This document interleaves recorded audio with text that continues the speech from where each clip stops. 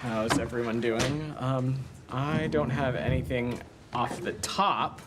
I may have some comments at the end, but we will save that. Should we wait until the end then? You want to stand here for 45 minutes to an hour and then dive right into that? 5 minutes of complete silence and then. No. Why don't? I'm sure there is still important business All right, well, to I'll do. say So why something don't you at the end start? as well, but let me just start Yeah. by saying thank you very much for your time at the podium and around the building. And this is, for people who might not know, your last briefing.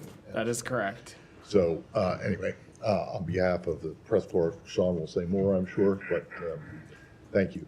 Thank you, Matt. For endeavoring to be honest and to be open and transparent. Of course. So. Thank you so much. I'll let you take it away. Yeah. All right. Let's start with Syria. Sure. So, what is the latest there in terms of your guys' interactions with HTS and others? Sure. And how you see things going forward. Sure. Matt, so it should be no surprise to you, not much has really changed since I talked about this yesterday. We have been in touch, in contact with all the groups in Syria, including HTS. I'm certainly not going to get into the private diplomatic channels, but we have once again, and will continue to stress upon everybody that that we have an importance of doing everything we can to find missing U.S. citizens, including Austin Tice, and bringing them home.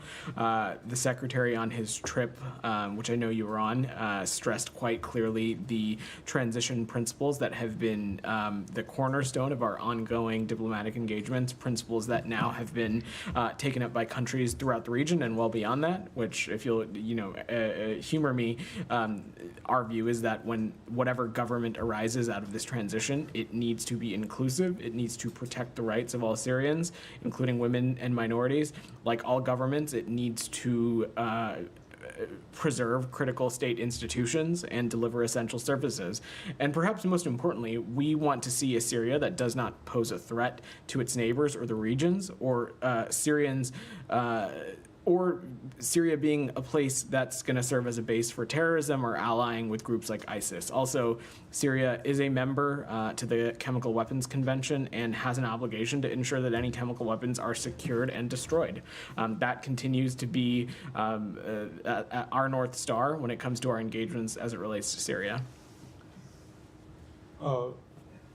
All right, Sean. Sure. Well, we can save all the comments for the end. But echoing Matt, thank you for being accessible. I know sometimes the questions are not always comfortable. Sometimes they're comfortable, but thanks for being accessible. Thanks for actually having the briefings, which hasn't always been the case. Of course. To continue on Syria, could you say a little bit about the situation in the north? The diplomacy on getting a ceasefire or getting truces with the pro-Turkish fighters. So talked a little bit about this yesterday. Our assessment continues to be that the ceasefire in Manbij has been extended, and that is holding, and we're closely monitoring the situation around Kobani. As we talked about yesterday, Sean, that situation continues to be fluid, but we have not drawn the conclusion that we are seeing larger-scale fighting. I'm not going to get into some of these private discussions, but we're working very hard to avoid an escalation in the north, and that would certainly be of concern to us because it would limit the ability of our local partners, the SDF, to continue to carry out our shared de-ISIS mission, which has been a top U.S. policy priority in Syria. We'll continue to pay close attention to this, but beyond that, we support the immediate de-escalation and cessation of violence in all parts of Syria, and it's our view that this is the time to increase stability. Sure. I know you said you don't want to get into the details of the negotiations, but I mean, Turkey has publicly said that they want the Kurdish fighters to disarm, and that's sort of a red line for them before going in. Is that something the U.S. agrees with? What's your conversation? So I'm not gonna get into some of these private diplomatic conversations, Sean. Our focus is on promoting a Syrian-led political process while also ensuring a top priority for us, which is maintaining the enduring defeat of ISIS and terrorism that's been isn't originating in Syria. Given that we know ISIS exploits instability, it's incumbent on all countries with influence on the ground, including, of course, Turkey, to promote stability, dialogue, and restraint. And ultimately, at the end of the day, Sean, we support Syria's territorial integrity. I'll let others continue. Jenny, go ahead. Staying on Syria, Yeah. Vedant, where is Roger Carstens? Is he still in Amman? I don't have any specific updates to offer as it relates to Roger. What I can say as it relates to our efforts to locate or ascertain more information on missing American citizens, including, of course, Austin Tice, that is a top priority for us in the region. It is something that we're continuing to engage on around the clock. We are working with counterparts in the region. We are working with interlocutors and making it very clear that this is a key priority for the United States. I don't have any additional specifics on that line of effort to offer for obvious reason, which I'm sure you can understand, but this is something that it will remain a focus for us. And does this department have any comment on Vladimir Putin saying he would ask about Tice's whereabouts after Deborah Tice requested his assistance? So I'm just not gonna. I don't have anything to offer on that. If there is any country that wants to play a constructive role in locating Austin Tice, we certainly would welcome that. I will note, though, that for the many years that the Russian Federation has been the one to prop up the brutal Assad regime, that Mr. Putin had the opportunity to try and help ascertain the whereabouts or location or information about Mr. Tice, and hadn't done that in any of these previous instances. So I guess actions are going to speak louder than words, but Mr. Putin is welcome to do whatever he wants. What we are focused on is everything that we can do in our disposal. And then I have some on Gaza. Well, sorry, could you just Yeah. move back on? Roger? Yeah. Carstens? So you said you don't have anything specific to say? So is he missing too? He is not missing. I don't have anything to offer. So where as is he? He continues to be in the region, working on Okay. this very important issue. All right, Matt, so he's not back in DC? correct. He's still That out is in the Middle East? correct. He is in the region. I don't have any other updates to offer. Shannon. Russian leader Vladimir Putin and Yeah. Austin Tice. Has there ever been any effort from this building to communicate with Russia to try to ascertain Tice's location? Because obviously the hostage discussion channels with Russia have been fruitful in the past. I'm certainly I wouldn't be able to get into something of that level of specificity, Shannon. It has been no secret for many years now that a priority for us in the Middle East region has been locating and determining information about the whereabouts of Austin Tice. The Russian Federation has known that. Every country in the region has known that. And we have indicated that to just about everybody, that this is a key regional focus of ours, and it's ultimately one of our main priorities, the safety and security of the American people. No country on the planet needs an invitation to help us in that work if they feel a responsibility that they have information that can help safely get American citizens home. No one needs an invitation. And I will just echo what I said to Jenny again, is that for years and years, the Russian Federation has been one of the main pillars that has propped up the brutal Assad regime. They certainly were not useful interlocutors when it came to Austin Tice in that regards then. And so, again, actions are going to speak louder than words, and I'm not going to opine about what role they may or may not have to play. Sure, but going forward, since at least Putin's words are indicating that the top of the Russian government wants to play a helpful role now, will there be any effort by the State Department to communicate with Russia to see if those actions will follow up? Again, if a country has a constructive role to play in terms of sharing information about Austin Tice or locating his whereabouts, we certainly would would welcome any information as it relates to that. All right, Said, go ahead. Thank you, Vedant. I'm not going to wait till the end, so I just want to thank you. Thank you. You know, for always being the perfect gentleman, always calling on me. It is something that I never take for granted. I just want you to know that. You're welcome, So I Said. appreciate every time you called on me. Sure. You know. My pleasure. And now, with that said, let me just ask you on Syria. Yeah. Now, in theory, is it possible for a U.S. official to visit Damascus while the Israelis are still bombing Syria? Are you talking about, is it I'm talking about in a in feasibility theory. sense? Well, Or? I mean, there's expectations that at one point you guys might just go to Damascus. I mean, whether to look at, the whereabouts of Tice or something else. Said, Is it possible, I'm just asking in theory, is it possible to go to Damascus, to go to Syria, while the Israelis are bombing Syria with American weapons? You know, Said, I'm going to refrain from getting into the theoretical and hypothetical and what's feasible versus not. So let me just say that as it relates to government officials and their travel to Syria, U.S. government officials specifically, I don't have anything to announce at this time. We're continuing to assess the situation and consider when it might be appropriate for us to send personnel into Syria beyond our previously discussed concentrated presence in the Northeast. Yeah, but it would be, natural to expect that you would call on the Israeli to cease and desist while U.S. officials are there, right? In any corner of the world, we of course take the safety and security of our diplomats doing just about anything that is tantamount to us. I certainly appreciate the point that you may be trying to make. As it relates to government official travel into Syria, I just don't have anything to Okay, announce for you. I'm going to Gaza and the Palestinian Sure. issue, if you allow me. Yeah. Yesterday, or this morning, I think, the Secretary of State said that it's, he keeps saying this, that Hamas should realize that the cavalry is not coming to save them. Is he basically saying that Hamas ought to surrender? Is he basically saying Hamas ought to surrender?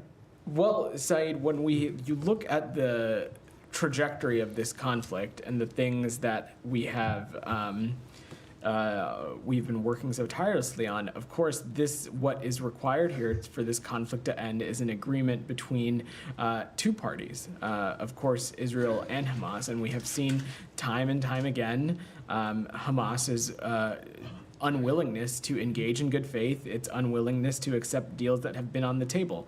Of course, now, it is always going to be incumbent on both of these parties, Israel and Hamas, to come to an agreement. And what we're working on intensely is to bring a ceasefire to the finish line so that ultimately Palestinians and Israelis can live securely and perhaps most importantly, the remaining hostages, including the Americans, can be returned home. We think a deal is possible. I don't have anything new to announce, but are hopeful that parties can come to an agreement soon. Okay, but the language of the Secretary of State on this issue, it seems like he's saying that, what Hamas was suing for, which is a broader war, it did not happen and will not happen. So now there are new terms. That's what you're saying, that what we have had back in May, on May 31, when the President of the United States said, I have a suggestion, this suggestion is an Israeli, this is no longer on the table, correct? I can't opine on what Hamas's thinking or strategy is, Said. More on your thinking, not Hamas's. Our thinking is that we think a deal is possible, and we're working intensely to bring that ceasefire across a finish line. But absolutely, the Secretary is correct, and I would echo what he had said. Hamas, and through malign actors like Iran, it was very clear that perhaps a possible end goal here was a broader regional conflict. Out of much great work on behalf of the United States and its allies and partners, that has largely been avoided. And that is what the Secretary was alluding to. Let me, a couple of other questions, if you and my colleagues indulge me. I wanted to ask you about a report in Haaretz, where it was reported that they really have a kill zone. And it doesn't matter, children or not children, whatever it is, they kill. I wonder if you saw such a report and if you have any comment on it. I've not seen that specific reporting site, so I'm not sure what you're referring to specifically. It's a report in Haaretz about the Nitzarine crossing, and they basically have established a kill zone, and anyone that comes close to that kill zone is shot dead. There are kids, time and time again, that were shot. If this is the case, is this a war crime? So, Said, I'm just not familiar with this policy, and we have stressed again that for Israel, every civilian casualty is a tragedy, and that they not only need to comply with IHL, they need to take every possible step to prevent civilian harm. Broadly, though, we of course support Israel's right to defend itself, but as it relates to this, I will defer to the IDF to speak to any operational adjustments they may or may not be making in the region. I'm just not familiar with this. Okay, and finally, I want to ask you about aid. It seems that 1/3 of the aid required has entered Gaza since the beginning of December. Do you have any comment on that? Because I know that you guys were, pushing for more aid. There was that famous letter and so on. So where are we with aid now? These are conversations we continue to have with counterparts in the region, including with our Israeli partners. We're stressing that every possible measure needs to be taken to open more border crossings, do everything we can to open more commercial corridors, and really take additional steps to bolster the humanitarian flow into Gaza. I believe it was a number of weeks ago I talked about some of the steps that have been taken by the IDF and COGAD and others to help be on the right track. We continue to think that is the case, but this is there is no silver bullet here, and we're going to continue to pursue this at all angles. Yeah, go ahead. Yeah, sure. Just Human Rights Watch. Yeah. I know you commented on Amnesty released a report, but Human Rights Watch released a report accusing Israel of genocide.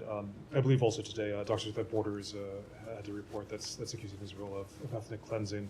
I'm not in suspense about what your response is going to be, but what does the U.S. feel about this? Do you think that there's something to it, something worth checking out? How do you feel about? So first, why don't we break those into two questions, Sean? First, I will defer to Doctors Without Borders to speak to the details of their report.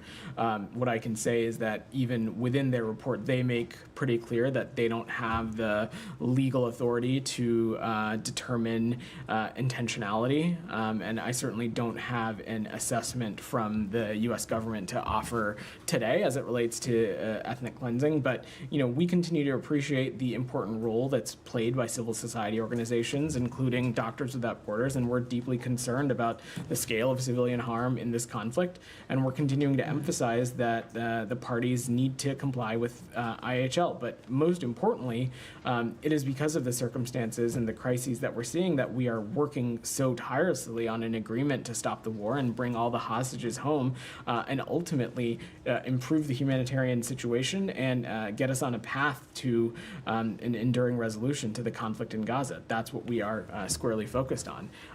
On Human Rights Watch, separately, it should come as no surprise that we disagree with the conclusions in this particular report.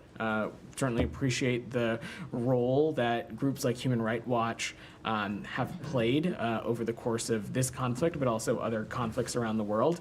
We disagree with the conclusions, and we have not concurred with past findings regarding genocide, and we do not now, and we do not believe that term applies here. Now, if you all remember, when it came to the National Security Memorandum Report, NSM 20, as some of you like to call it, we previously had said that it's reasonable to assess that the IDF in certain instances didn't meet its IHL obligations. But on something like genocide, that is just a conclusion that we disagree with. We've disagreed it when other entities have come to this conclusion, and do so here. But ultimately, again, I'll stress the same point that I said in the context of Doctors Without Borders, is that we're continuing to work towards an agreement to stop the war, bring all the hostages home, and put it on a path to a resolution to the conflict in Gaza. Just briefly, Yeah. one thing specifically Human Rights Watch is saying to base this on is water access, saying that, I don't have it in front of me, but that a large number of civilians likely died because of lack of water access, and what they're saying is Israeli actions causing that. What's your assessment of that? I mean, is that a reason to... is that an equally concerning finding, and why does the U.S. not think? So certainly we need to be doing everything we can to ensure that water access is strong, and that everybody who needs water in Gaza is able to get it. That is something that we have stressed when we've talked about the influx of humanitarian aid, of the need for products like water and food and shelter and medicines. But again, specifically, when it comes to a determination of something like genocide, the legal standard is just incredibly high. And so the finding in this scenario, we just disagree with. That does not take away from the fact that there is a dire humanitarian crisis in Gaza. And it doesn't take away from the fact that, of course, there are so many in Gaza who are struggling from water scarcity. And these are the kinds of things that we're continuing to press with partners in the region, including with Israel. This report is not a lone thing. It did not come out of the blue sky. I mean, 2 weeks ago, there was the Amnesty International report saying exactly the same thing. It's genocide. Other organizations said the same thing. So you will continue to dismiss this but the facts on the ground speaks of genocide. Organizations not affiliated with the U.S. government have the right to draw any conclusion based on their analyses that they want to, and they can. And we certainly welcome the work that they do. But on the perspective of the U.S. government, we'll stress again, as I did stress in the scenario of Amnesty International, that this is not a conclusion that we agree with. Jenny, go ahead. How is the U.S. government making these conclusions, given you have no one on the ground in Gaza? Jenny, the point that I'm making is a broad one, that the legal standard for genocide is incredibly incredibly large. But you've also heard us say previously, and I just spoke about that in NSM 20, we made the conclusion that it was reasonable to assess that the IDF in certain instances didn't meet its IHL violations. But in the context of genocide, we just disagree with this conclusion. Our belief is that this is a legal standard that is incredibly high, and we get into conversations about things like intentionality or not, and our assessment is that that's just not been the case in this scenario. Other than the NSM 20 conclusion, have there been any other scenarios or incidents that you've been investigating that you've come to a final conclusion on that this was a human rights violation, for example? We've spent a lot of time up here, Jenny, talking about the deliberative processes that we have. Has that deliberative process ended in any of the incidents you've been investigating? These are processes that are ongoing, and I don't have any other conclusions to share today. And then my last question related to this, there is another Foreign Service officer who resigned. He said over inaction over Gaza, the fact that he said that his findings and reports to the department were largely ignored. Do you have any response? So I'm not familiar with the specific circumstance. I will just say that, someone's decision to work here or not or stay employed, that's ultimately a very personal decision.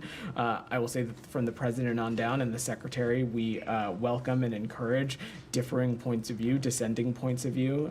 We think that the end product is, again, better public policy. This is nothing that you haven't heard me say before. And I will say that when it comes to our policy as it relates to the Middle East, particularly our policy as it relates to the conflict in Gaza, this is something that we continue to be incredibly deliberative about, and we welcome varying points of view on what our aim is. But at the end of the day, I will just say again is that we are working tirelessly to do everything we can to get this ceasefire proposal across the finish line and stop the war and bring all the remaining hostages home. Sorry, can I just? Yeah, go ahead. Well, the question was about, and maybe this should be directed to Jen, this is about the guy who resigned in July? And just came forward. 5 months, Yeah. more than almost 6 months ago.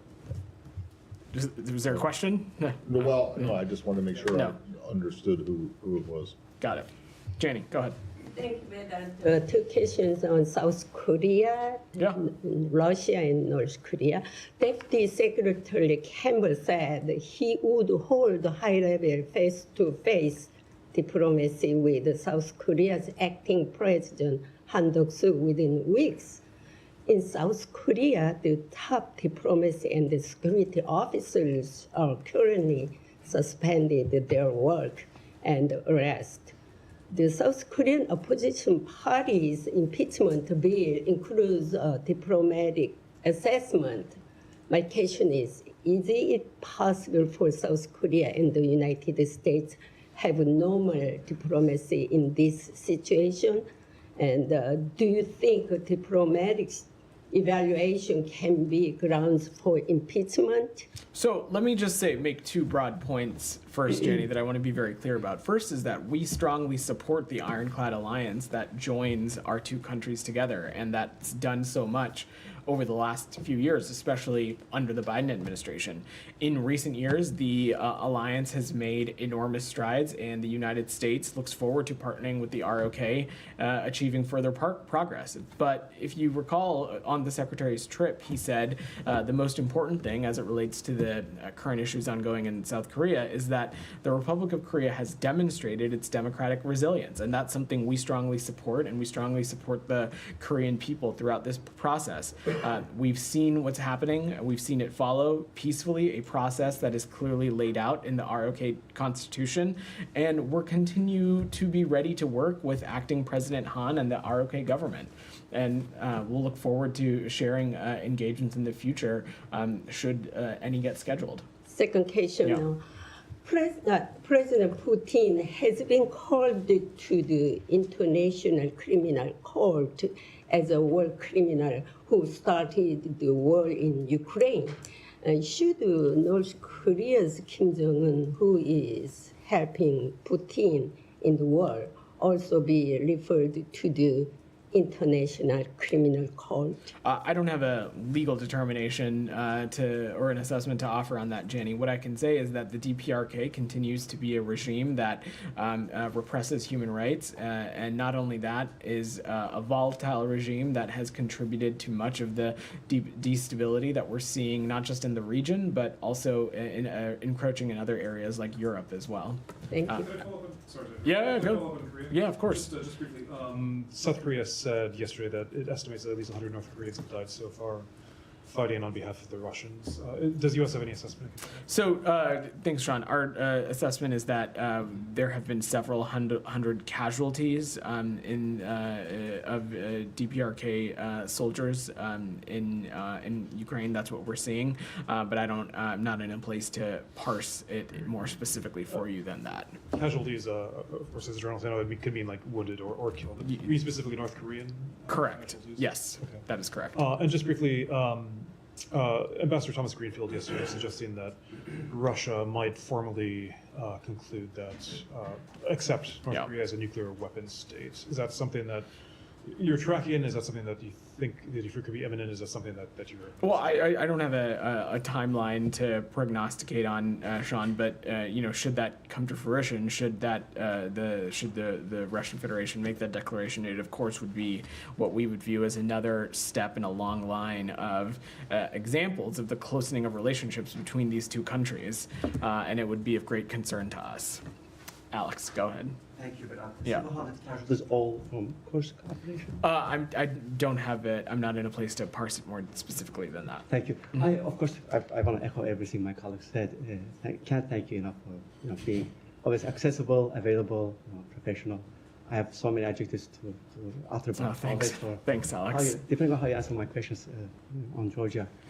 Let's unpack a little bit the sanctions that you guys have announced. Sure.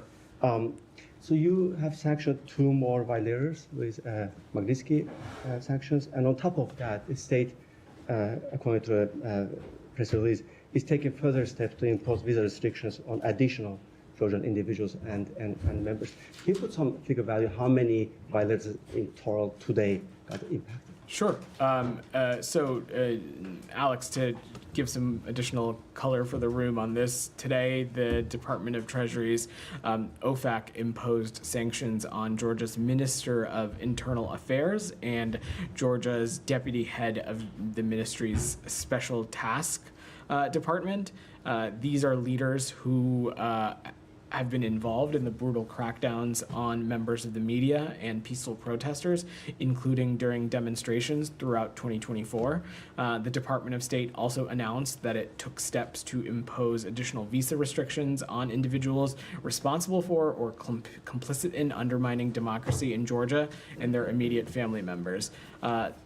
Alex, these actions follow the visa actions that we announced last week, and ultimately, this is something the United States strongly condemns Georgian Dream's ongoing brutal violence against Georgian citizens, Georgian protesters, and members of the media, human rights activists, and opposition figures. Our view is that the Georgian Dream Party has turned away from Georgia's Euro-Atlantic future, which the Georgian people overwhelmingly desire and the Georgian Constitution envisions. We remain committed to promoting accountability for those complicit in human rights abuses and undermining democracy in Georgia. And in terms of the numbers, so on top of 100 violators that you have sanctioned, until last week, how many new names have been added to the State Department.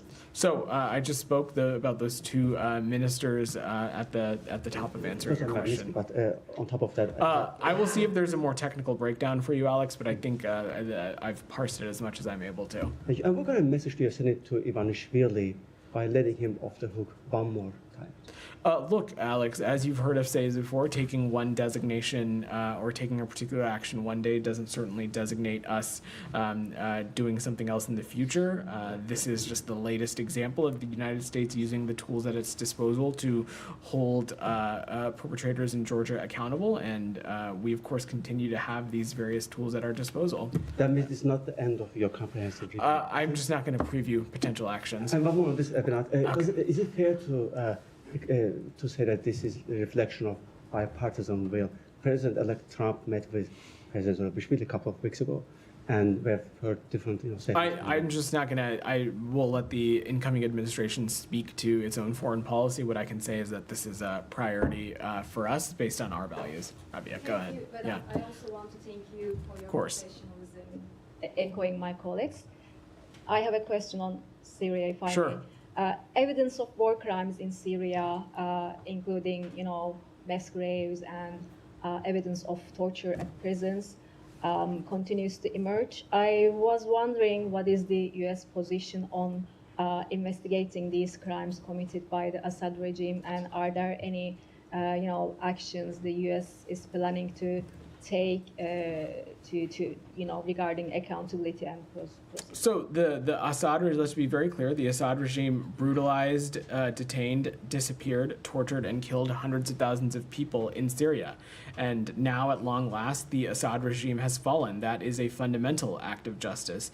It is a moment of historic opportunity for the long-suffering people of Syria to build a better future for their proud country. It's also a moment of risk and uncertainty. And what we are focused on is looking to work with our partners, with the stakeholders in Syria, with the Syrian people, to seize this opportunity and manage that risk. And going forward, what we're going to do is engage with all communities in Syria to establish an inclusive transition away from the Assad regime toward an independent, sovereign Syria that respects human rights, takes all precautions to protect civilians, and upholds international humanitarian law. We want to establish an infrastructure to support Syria's neighbors, including Jordan, Lebanon, Iraq, Turkey, and Israel, should any threats arise from Syria during that period and transition. And we want to maintain our mission against ISIS and protect our forces against any threats, maintaining security of detention facilities, displaced persons camp, etc. But on the accountability on these, war crimes, do you support any, international or independent investigation into Assad regime's war crimes, potentially maybe referring him on, or the regime officials to the ICC? So, Rabia, in practicality, I'm just unsure how that would ultimately work, given that Mr. Assad is not in the country. And ultimately, that is something that is for the future governance of Syria and the representatives of the Syrian people to determine. Make no mistake, the Assad regime is one that brutalized, detained, and killed hundreds of thousands of people in Syria, and something that we think is incredibly serious and concerning. But the Assad regime has fallen, and that in itself is an act of fundamental justice. We are now focused on doing everything we can to engage with stakeholders in Syria, first and foremost, the Syrian people, to chart a new path forward. Do you plan to, engage or cooperate with the new government in Damascus to identify these, war criminals? We are engaging on a variety of areas. Go ahead. Thank you. Yeah. First of all, you have no idea how much I'm going to miss you. Because, whenever I ask question about South and Central Asia, that's my topic. You have always a lot of words making headlines in India and Pakistan. So thank you so much for Here to taking my help. questions. Thank you. So with that, the Pakistani government has criticized the United States for imposing new sanctions against country's long-range ballistic missile program, labeling the move as double standards. How would you respond to this? So let's take a step back. The U.S. is committed to maintaining the global non-proliferation regime, and Pakistan is an important partner in that. However, we have been clear and consistent about our concerns with Pakistan's long-range ballistic missile program. It is a long-standing U.S. policy to deny support to Pakistan's long-range ballistic missile program. The Department of State will continue to use sanctions and other tools to protect our national security and ensure that U.S. exporters and U.S. financial systems cannot be abused by proliferators. And it's our hope to continue to engage instructively with the Pakistani government on these issues. Many analysts in Pakistan believe that with these sanctions, the U.S. is trying to target Pakistan's nuclear program. Is it true? Does the U.S. have concerns about Pakistan's nuclear program? So these designations are based on our concerns regarding Pakistan's long-range ballistic missile program, but they don't affect other areas of U.S.-Pakistan area cooperation, which we have a great deal of. Yeah, go ahead. Thank you, Vedant. Yeah. This is Sharaf Hussain from Weekly Bangladeshi and television. The family members of military army officers have filed a complaint with the International Crime Tribunal against 57 people, including former Prime Minister of Bangladesh, Sheikh Hasina, in connection with the BDR killing in Dhaka's Pilkhana. The complaint was filed by family members by Advocate Uday Shamir, filed yesterday, or today actually, this morning. So do you have any comment on that BDR killing case for Sheikh Hasina? I've not seen that latest reporting, but I'm happy to check with the team and see if we can get anything for you. Sean, go ahead. Wanted to see if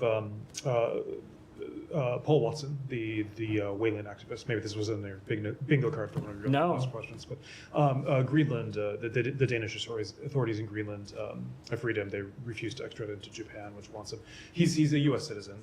Does the U.S. have any comment on this? We don't. This is largely, it seems like a matter for other jurisdictions. I'm happy to check if we have any perspective to offer, but don't have anything to share as it relates to this.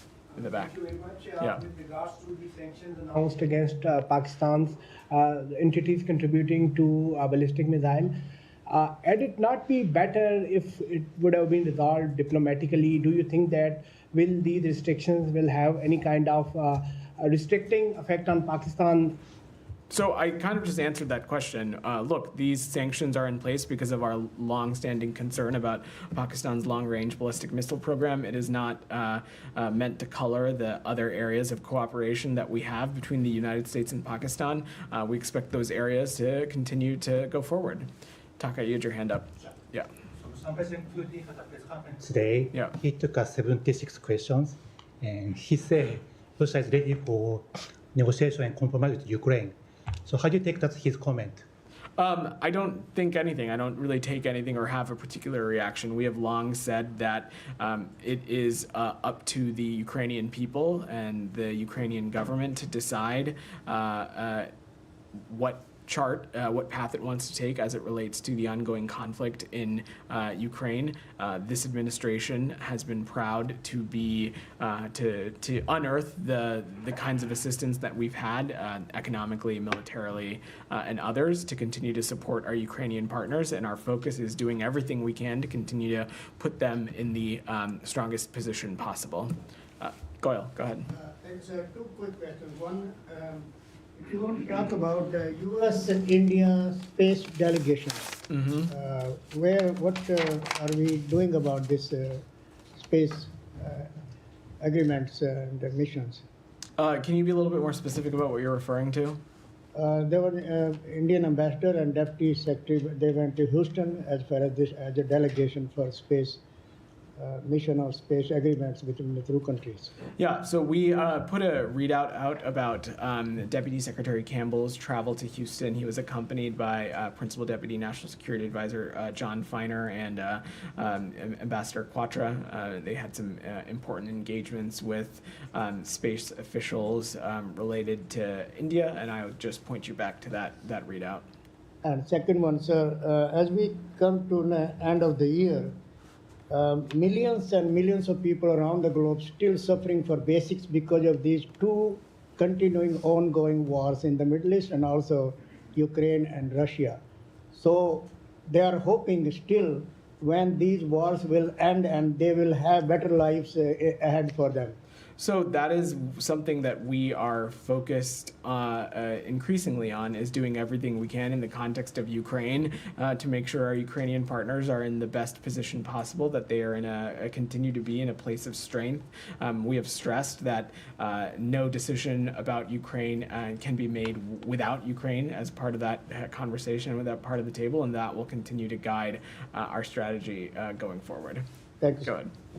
Yeah, you. Thank you very much. So Pakistan's Ministry of Foreign Affairs called double standard what you did with the missile sanctions. So I have a broad question. So you sanctioned whole Georgian Interior Ministry because of undermining democracy. Meanwhile, you sanctioned Pakistan ballistic missile program, but Pakistan called is necessary for strategic defense. So at the very moment, you have a big embassy in Pakistan and they have observations and they overlook November 26th incidents in Pakistan. There are actors who are undermining democracy over there. They are attacking, crackdowns on protesters. So categorically, you are doing things that are linked with Pakistan strategic defense. But regarding democracy, you have some different standards. So isn't that double standards, we can say? No, not at all. And I think it's highly inappropriate to try to compare situations in countries as if they are apples and apples. That is simply not the case. Each country is different. Each circumstance is different. These sanctions that we made in Pakistan are rooted in, as I have said now 3 times, our longstanding concerns about their long-range ballistic missile program. It is not a bearing on other areas of cooperation between us and Pakistan, and our sanctions in Georgia have been in large part because of the crackdown that we have seen and the turn that we have seen the Georgian Dream Party take, which in our view is not just a turn away from Georgia's constitution, it's a turn away from the will of the Georgian people. And ultimately, though, we of course are going to stress the importance of democracy and governance everywhere in the world. Go ahead, Alex. I'll give you the last question. Armenia, please. Sorry? Azerbaijan, Armenia peace efforts. You guys have invested immensely into these peace efforts. You told me a number of times from the podium that this is the topic secretary personally was interested in. How frustrated are you that your efforts not panned out? You know, Alex, we try not to focus on frustrations and just continuing to do the work. Secretary Blinken has long said on a lot of areas that it's the so many days of just hard work until something comes to fruition. I probably really butchered that quote, so you'll forgive me. But this continues to be an area of vital importance to this administration and to this secretary, and we'll continue to work at it till our last day in office. Okay. Hold on. Yeah. There is at least one lawsuit, I believe, that's being filed today on behalf of Palestinians, Palestinian Americans, LPRs, and family members, that basically is suing or is about to sue the State Department for not evacuating them from Gaza at any time. I realize that you won't talk about a pending lawsuit, sure. But is it the State Department's belief that it has a legal obligation to evacuate or rescue American citizens from places where there is a conflict going on? So you're absolutely right, Matt. I'm not going to get into commenting on this, given that it is pending litigation. I'm also not going to opine on our legal obligations or not, because I am not a lawyer. But what I can say is that that you don't need to be a lawyer. Does the State Department think that it has a legal obligation? I'm just not in a place to offer a legal assessment. To rescue or to evacuate American citizens.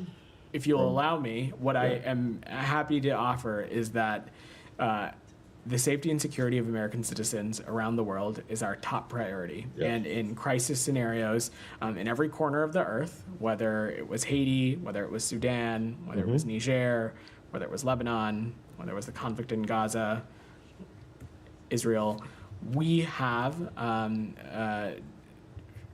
unearthed avenues to help American citizens safely depart in creative ways, whether that means deploying additional consular officers, trying to turn on modes of transportation over land, over sea, charter flights, which we've spent a lot of time talking about.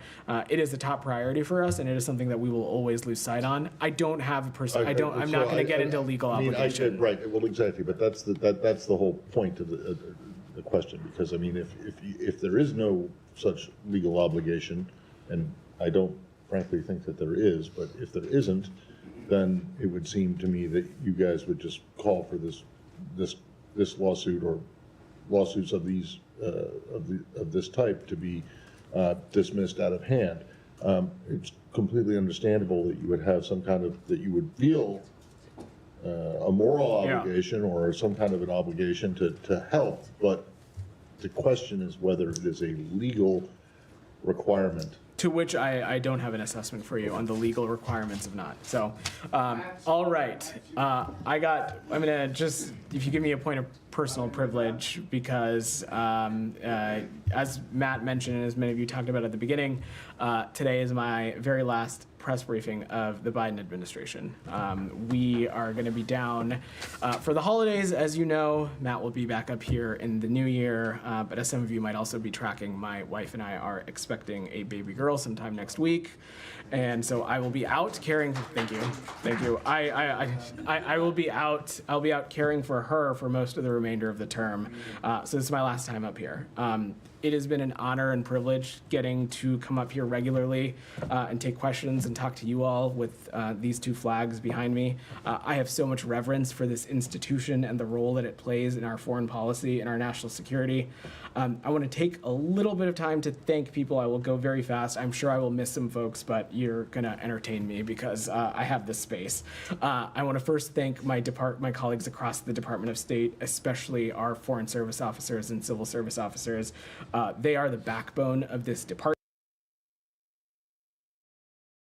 Is more successful and our country is more secure, in my view, when they have a seat at the table. I want to especially thank the press office and the spokesperson's team, particularly Heather Fabricant, Mignon Houston, Nathan Tech, and Jennifer McEwen, who have been so key to the work that Matt and I do, and have been integral to making sure that we have everything we need to come out and take your questions. I'd want to thank the PAOs across all the bureaus that get us ready for these briefings, that answer your questions, that answer our questions at all hours of the day. There's been so many colleagues across the department who have had my back and who've been vital to our success here. I want to give a shout out to the 7th floor leadership, Susie George, Tom Sullivan, Kurt Campbell, Rich Verma, former 7th floor leadership, Toria Newland, Wendy Sherman, Brian McCune, Derek Cholet, Liz Allen.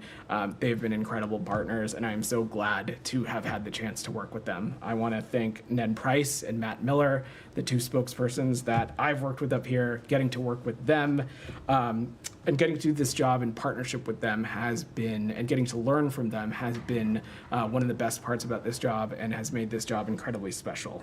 I want to thank Secretary Blinken. He is a brilliant public servant and a brilliant diplomat, and it's an inspiration to come to work every day. And I will forever be humbled by his trust and confidence in me to come up here and represent him and represent the department regularly. I want to thank President Biden, Dr. Biden, Vice President Harris, and Mr. Emhoff.